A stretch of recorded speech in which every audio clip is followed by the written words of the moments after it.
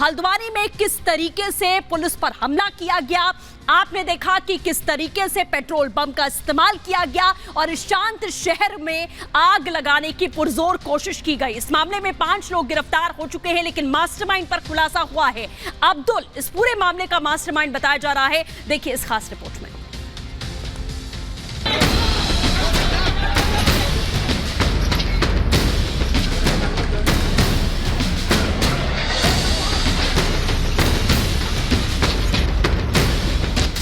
हल्द्वानी में बवाल, अब्दुल पर सवाल। अब्दुल ने भड़काया, देवभूमि को सुलगाया। हल्द्वानी जला, अब्दुल कहां गया? हल्द्वानी हिंसा में अब्दुल का हाथ।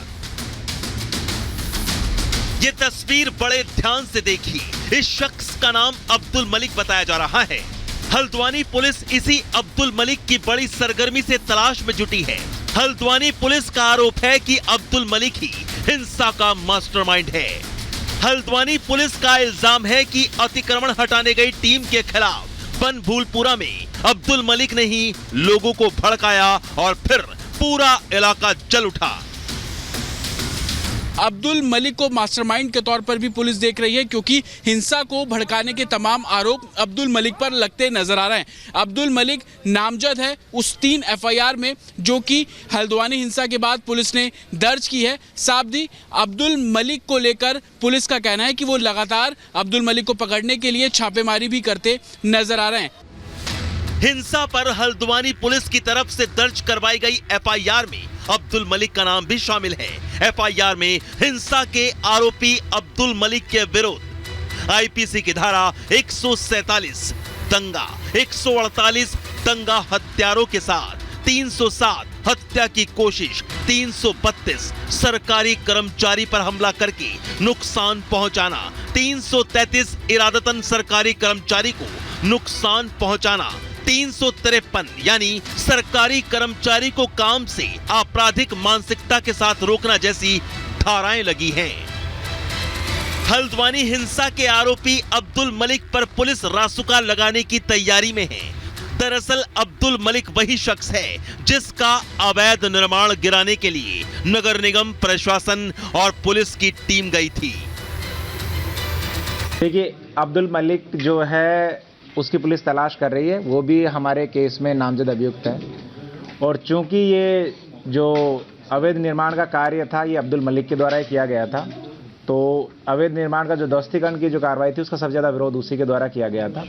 यानी हल्द्वानी हिंसा के साजिशकर्ताओं में से एक अब्दुल मलिक की पुलिस को तलाश है।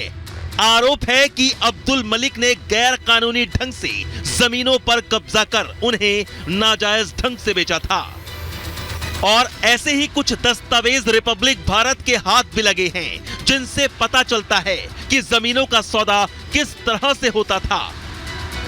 बनभूलपुरा में जहां अतिक्रमण को हटाने की कार्रवाई की गई, उस जगह को भी मलिक का बगीचा कहा जाता है।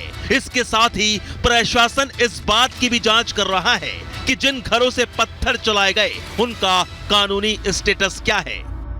ये बात सही है कि जिस जगह को तोड़ा गया था वो जगह का निर्माण अब्दुल मलिक के द्वारा ही नजूल भूमि पर करवाया गया था, तो अब्दुल मलिक के द्वारा इसका विरोध किया गया था।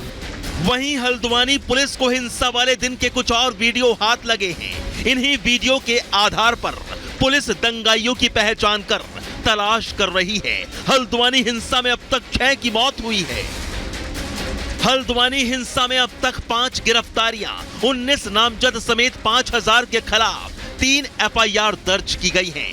पेट्रोल बम बनाने वालों की भी तलाश जारी है। कुल 16 लोगों के नाम एफआईआर में दर्ज किए गए हैं, जिनमें से 5 की अब गिरफ्तारी कर ली गई है। बाकी 11 को ढूंढने की कवायद पुलिस द्वारा की जा रही है। आपको बता दें कि पुलिस ने साफ कह दिया कि जिस दिन हिंसा हुई उस दिन तकरीबन 1000 से भी ज्यादा लोग हिंसा करने में शामिल थे। पेट्रोल बम से जुड़ी जानकारी सामने आ रही है। आधा दर्जन लोग पेट्रोल बम बना रहे थे और उपद्रवियों को दे रहे थे। उसके बाद की तस्वीर सभी ने देखी कि कैसे आगजनी की गई। इधर हल्द्वानी हिंसा पर एक और बड़ा खुलासा हुआ है। देवभूमि को पहले ही झुलसाने की तैयारी कर ली गई थी और इसकी इंटेलिजेंस रिपोर्ट भी स्थानीय प्रशासन को दी गई थी, लेकिन पुलिस पर LIU के इनपुट को नजरअंदाज करने और लापरवाही बरतने का आरोप लगा है, जिसको लेकर अब मजिस्ट्रियल जांच के आदेश दे दिए गए हैं। 15 दिन के भीतर रिपोर्ट सौंपने का निर्देश है। दरअसल 8 फरवरी यानी गुरुवार की रात को दंगाइयों ने हिंसा कर देवभूमि उत्तराखंड के हल्द्वानी को सुलगाकर रख दिया था। उपद्रवियों ने जमकर अशांति फैलाई थी, उत्पात और बवाल मचाने की सारी सीमाएं पार करते हुए हल्द्वानी के बनभूलपुरा इलाके में तनाव के हालात पैदा कर दिए थे और अब पुलिस उन्हीं उपद्रवियों की हरकत का हिसाब करने के लिए तैयारी करके बैठी है। Bureau report, Republic Bharat.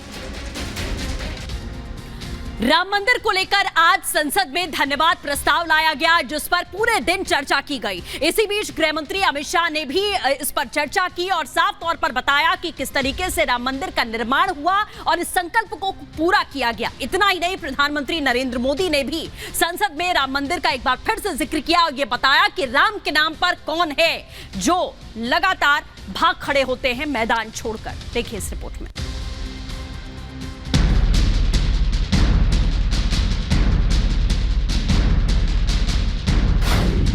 Ayodhya में रामकाज, संसद में धन्यवाद। गूंजा जय श्री राम, विपक्ष हलकान। राम पथ पर मोदी, घबराए विरोधी। संसद के बजट सत्र का आज आखिरी दिन था। इसके साथ ही 17वीं लोकसभा भी समाप्त हो गई है, लेकिन इससे पहले लोकसभा और राज्यसभा में रामलला की प्राण प्रतिष्ठा पर चर्चा हुई। मोदी सरकार ने राम मंदिर पर दोनों सदनों में धन्यवाद प्रस्ताव रखा। इस दौरान गृह मंत्री अमित शाह ने कहा कि राम के बिना देश की कल्पना नहीं की जानी चाहिए।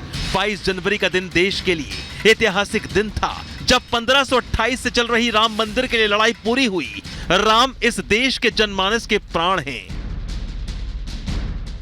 मान्यवर, जो राष्ट्र की इच्छा की परिपूर्ति सम्माननीय मोदी जी के हाथ से 22 जनवरी को अभिजीत मुहूर्त में हुई है। ये लड़ाई 1528 से लड़ी जा रही है। दशकों तक ये लड़ाई चली मान्यवर, दशकों तक लड़ाई चली। लगभग 1858 से कानूनी लड़ाई चल रही है। जब से अंग्रेजों का शासन था, 330 साल के बाद कानूनी लड़ाई का आज अंत आया है और रामलला अपने गर्भगृह के अंदर विराजमान है। राम मंदिर पर धन्यवाद प्रस्ताव के दौरान अमित शाह ने कहा कि रामलला की प्राण प्रतिष्ठा से पूर्व पीएम मोदी ने हर यम नियम का पालन किया। 11 दिन तक प्रधानमंत्री शैया पर नहीं सोए। 11 दिन पीएम मोदी पूरे समय राम में और राम भक्ति में लीन रहे।